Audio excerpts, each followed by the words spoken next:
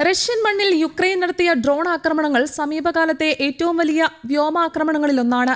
ആയിരക്കണക്കിന് ഡ്രോണുകൾ ഉപയോഗിച്ചുള്ള ആക്രമണത്തിൽ കുറഞ്ഞത് 6 പേർ കൊല്ലപ്പെടുകയും വിവിധ മേഖലകളിൽ വലിയ നാശനഷ്ടങ്ങൾ ഉണ്ടാവുകയും ചെയ്തതായി റഷ്യൻ അധികൃതർ അറിയിച്ചു. റഷ്യൻ സൈന്യത്തിന്റെ കണക്ക് പ്രകാരം രാത്രിയിലുടനീളം നടന്ന ആക്രമണത്തിൽ 800-ലധികം യുക്രൈൻ ഡ്രോണുകളാണ് വ്യോമസേനയും ഇലക്ട്രോണിക് വാർഫെയർ സംവിധാനങ്ങളും ചേർന്ന് തകർത്തത്.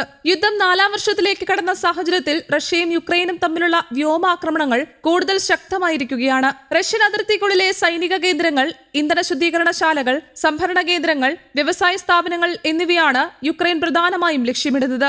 ഈ വർഷം റഷ്യ നേരിട്ട ഏറ്റവും വലിയ ഡ്രോൺ ആക്രമണമാണിതെന്ന് റിപ്പോർട്ടുകൾ സൂചിപ്പിക്കുന്നു. റഷ്യൻ തലസ്ഥാനമായ മോസ്കോയ്ക്കും സമീപ പ്രദേശങ്ങൾക്കും നേരെയാണ് ആക്രമണങ്ങളുടെ വലിയൊരു ഭാഗം നടന്നത്. ഉന്നത സർക്കാർ ഉദ്യോഗസ്ഥരും പ്രമുഖരും താമസിക്കുന്ന പ്രദേശങ്ങളും ആക്രമണത്തിന്റെ പരിധിയിൽ ഉൾപ്പെട്ടു. മോസ്കോയിൽ മാത്രം 187 ഡ്രോണുകൾ തകർന്നതായി പ്രാദേശിക ഗവർണർ ആന്ദ്രേ വെറോബിയാവോ അറിയിച്ചു. മോസ്കോ മേഖലയിലെ പ്രമുഖ ഇ-കൊമേഴ്സ് കമ്പനിയായ വൈൽഡ് ബെറീസിന്റെ വലിയ ലോജിസ്റ്റിക്സ് കേന്ദ്രത്തിനും ഡ്രോൺ ആക്രമണമുണ്ടായി. ഏകദേശം 2.5 ലക്ഷം ചതുരശ്ര മീറ്റർ വിസ്തൃതിയുള്ള കേന്ദ്രത്തിൽ ഡ്രോൺ പതിച്ചതിനെ തുടർന്ന് ശക്തമായ തീപിടുത്തമുണ്ടായി. ആളപായം റിപ്പോർട്ട് ചെയ്തിട്ടില്ലെങ്കിലും വൻ സാമ്പത്തിക നഷ്ടമാണ് ഉണ്ടായതെന്നാണ് വിവരം. റഷ്യൻ സൈന്യത്തിന് ആവശ്യമായ ചില സാധനങ്ങൾ വൈൽഡ് ബെറീസ് കേന്ദ്രങ്ങളിലൂടെ വിതരണം ചെയ്യുന്നുണ്ടെന്ന് യുക്രൈൻ നേരത്തെ ആരോപിച്ചിരുന്നു. കമ്പനിയുടെ പ്രധാന 10 ലോജിസ്റ്റിക്സ് കേന്ദ്രങ്ങളിൽ 7 ഇതിനകം ആക്രമിക്കപ്പെട്ടതായും റിപ്പോർട്ടുകളുണ്ട്. ഇതിന്റെ പശ്ചാത്തലത്തിൽ കസാഖ്സ്ഥാനിൽ പുതിയ സംഭരണ കേന്ദ്രങ്ങൾ സ്ഥാപിക്കാനുള്ള നീക്കവും കമ്പനി ആരംഭിച്ചിട്ടുണ്ട്.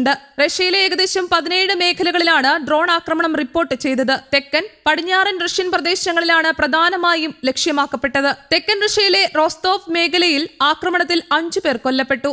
റഷ്യൻ ആയുധ നിർമ്മാണത്തിന് ആവശ്യമായ ഖര റോക്കറ്റ് ഇന്ധനം ഉൽപ്പാദിപ്പിക്കുന്ന പ്രതിരോധ കേന്ദ്രം ലക്ഷ്യമിട്ടതായി യുക്രൈൻ സൈന്യം അവകാശപ്പെട്ടു. കരിങ്കടലിലെ നെവോറോസിസ് തുറമുഖത്തിന് സമീപം നങ്കൂരമിട്ടിരുന്ന ഗ്രീക്ക് ഉടമസ്ഥതയിലുള്ള എണ്ണ ടാങ്കറിനും ആക്രമണം നേരിട്ടതായി റിപ്പോർട്ടുകളുണ്ട്. കപ്പലിൽ 2 സ്ഫോടനങ്ങൾ ഉണ്ടായെന്നും ആക്രമണത്തിന് പിന്നിൽ യുക്രൈൻ ആയിരിക്കാമെന്നും മാരിടൈം റിസ്ക് മാനേജ്മെന്റ് ഏജൻസിയായ മാരിസ്ക് അറിയിച്ചു.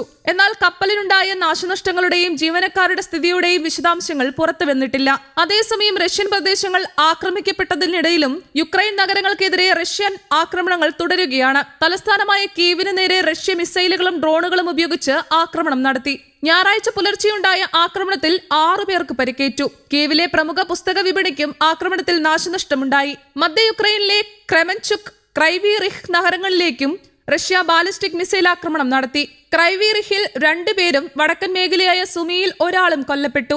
ആർസലർ മിത്തൽ നിയന്ത്രിക്കുന്ന വലിയ സ്റ്റീൽ പ്ലാന്റ് നേരെയുണ്ടായ ആക്രമണത്തിൽ 13 തൊഴിലാളികൾക്ക് പരിക്കേൽക്കുകയും ഒരാൾ മരിക്കുകയും ചെയ്തു. രക്ഷാപ്രവർത്തനം പിന്നീട് തുടരുകയായിരുന്നു. റഷ്യ തൊടുത്തുവിട്ട ബാലിസ്റ്റിക് മിസൈലുകളിൽ ഒന്നുപോലും തടയാൻ യുക്രൈൻ വ്യോമ പ്രതിരോധ സംവിധാനങ്ങൾക്ക് കഴിഞ്ഞില്ലെന്നത് രാജ്യത്തിന്റെ പ്രതിരോധ ശേഷി നേരിടുന്ന വെല്ലുവിളി വ്യക്തമാക്കുന്നു. കഴിഞ്ഞ ഒരാഴ്ചക്കിടെ മാത്രം റഷ്യ 1550-ലധികം ആക്രമണ ഡ്രോണുകളും 1560 ഗൈഡഡ് ബോംബുകളും 62 മിസൈലുകളും യുക്രൈനിലേക്ക് പ്രയോഗിച്ചതായി പ്രസിഡന്റ് വ്ളാഡിമിർ സെലൻസ്കി പറഞ്ഞു.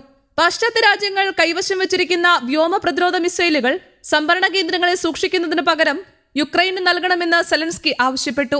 റഷ്യൻ ആക്രമണങ്ങളിൽ നിന്ന് സാധാരണ ജനങ്ങളുടെ ജീവൻ സംരക്ഷിക്കാൻ കൂടുതൽ പ്രതിരോധ സംവിധാനങ്ങൾ അടിയന്തരമായി ആവശ്യമാണെന്നും അദ്ദേഹം വ്യക്തമാക്കി. ഇരു രാജ്യങ്ങളും പരസ്പരം വ്യോമാക്രമണങ്ങളുടെ ശക്തി വർദ്ധിപ്പിക്കുന്ന സാഹചര്യത്തിൽ യുക്രൈൻ യുദ്ധം കൂടുതൽ രൂക്ഷമാവുകയാണ്. സൈനിക കേന്ദ്രങ്ങൾക്കൊപ്പം വ്യവസായ, ഊർജ്ജ, ലോജിസ്റ്റിക്സ് മേഖലകളും ആക്രമണങ്ങളുടെ പ്രധാന ലക്ഷ്യങ്ങളായി മാറിയിട്ടുണ്ട്. വരും ദിവസങ്ങളിൽ ഇരു രാജ്യങ്ങളും കൂടുതൽ ശക്തമായ ആക്രമണങ്ങളും തിരിച്ചടികളും നടത്താനുള്ള സാധ്യതയാണ് ഇപ്പോഴത്തെ സാഹചര്യം സൂചിപ്പിക്കുന്നത്. News desk, Kerala Kaumudi.